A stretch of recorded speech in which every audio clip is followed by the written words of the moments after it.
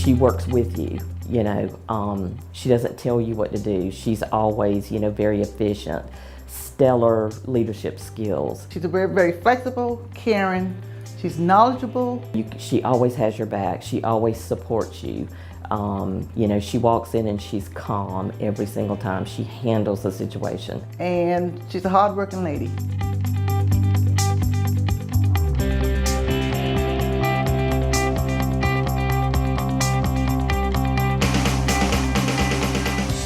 I grew up in Pawleys Island. I am the 7th of 7 children. My mother had some health issues, and I remember when she had ulcerated toe because of diabetes, and we had to, at that time she went to Charleston, so home health wasn't as popular in this area. So my sister and I had to learn how to do the packing on her toe. I really think that's what caused me to lean toward healthcare. I got out of high school at the age of 16 because I graduated a year earlier, and hadn't made my mind up for sure how I was going to go about my career, if for sure that's what I wanted to do. And I had a cousin who worked at the unemployment office, and she said to me, you know, they're offering this course for LPN, you know, and you should look into it. I started working at Georgetown Hospital in 1978. The unit I started working on at first was an all-male unit, first floor. I came to work for Tidelands Health in 1979 out of practical nursing school. Jerry was already a Tidelands Health employee at that time. We were colleagues. Jerry was always very professional in her attire and demeanor. She had the look of a nurse. I met Jerry about 27 years ago. But recently, I mean, within the last 15 years, we have bonded very closely, like a sisterly bond. Jerry was the type of person, you know, used to be kind of standoffish, but once you got to know her, she has been, I mean, she's a really funny person.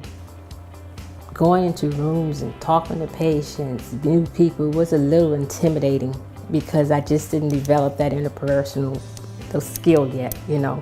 So that, most people that know me would say, well, not Jerry, she talks all the time. I've never known her not to, you know, to be intimidated by people. But I've seen that growth because when I sit back and look, I remember going in the rooms and say, oh gosh, I got to go in here and I don't know these people and I got to, you know, have conversation with them and talk. And now it's just second nature. As my mother got sicker, I realized I was going to be here. Then I got married and I had children. And so it wasn't until about 1994-ish when I was going through a divorce, and I realized it was going to be up to me, and I wanted to go back and finish up my degree.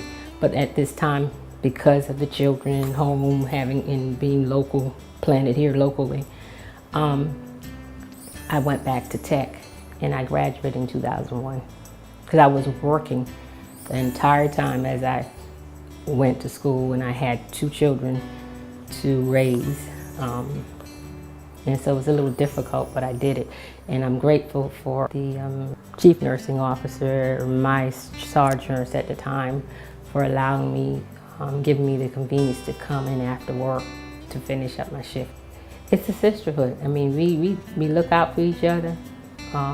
We're not going to allow anybody else to destroy each other. And when it all boils down, we care for each other, and we're going to go to bat for each other. When I see patients in the hospital, it brings back me taking care of my mother or family members. One of the things that it helped me to be able to empathize with them and their family, because I've been through it, I've done it, and so I was able to relate to them more. Mom eventually had one leg amputated because of being on dialysis and poor circulation, but she was trying to, you know, adapt, and a woman of that time, I was surprised because she didn't want to give in, and she was trying to, learn how to move herself and transport herself. And during that process, she slipped and bumped the other toe. And because she was on dialysis again and the poor circulation, both of those things worked against, her, and she ended up losing the other. So before she passed away, she was a double amputee. I think she'd be very proud. I can't speak for her, but I think she'd be very proud to see that her last born had become fruitful in her career, had become independent through all the adversities I went through, and was still say that I've been successful at this moment. I hope that I could convey to any new nurse that we never forget what nursing is about. It's about caring, it's about reaching out to it's all about the patient, which may include the patient, the family. So through just seeing me and those people that I may have mentored, I hope I've conveyed that to them, that, we should always think of the patient, and their care, and have the empathy for them. And sometimes it can get it can become very stressful. But the bottom line is that we got to remember it's all about the patient. I'm absolutely amazed and honored to be a part of honoring Jerry with her service as a nurse for 40 years. I can only imagine the changes that she's experienced within our profession during her time as a licensed nurse. Jerry, I'm so honored to be sitting here today and, talking about you and your 40 years at Tidelands Health. Even throughout all of the changes, you have been the steadfast person in supervision that your demeanor, your attire, your leadership skills, I'm just so proud to have you as part of the Tidelands Health Nursing Supervision team. Good job. I count myself fortunate to know her. She has been inspiration to me, and she's helped me to become a better person as well. Again, congratulations, and I love you. Jerry, on behalf of our distinguished Board of Trustees, our senior administrative team, and on behalf of nursing services, our patients, guests, families, and community members, thank you for your service to Tidelands Health, and thank you for being a nurse.